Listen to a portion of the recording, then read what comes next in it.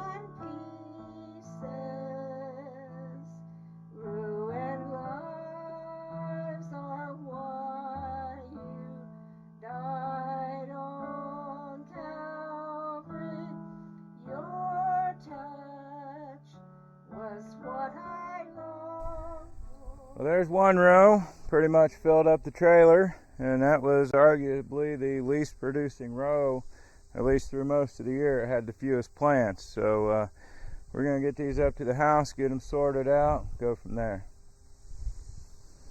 So I got the corn back up to the house, out here in our little makeshift summer kitchen in the driveway where we set up every time we do any canning and preserving.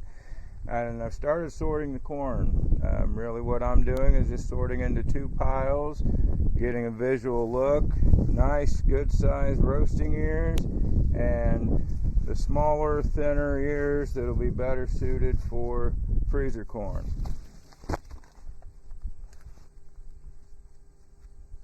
That's a good size ear, but it's got a little bit of bird damage, so it's going to go on the freezer side. There's a good roasting ear.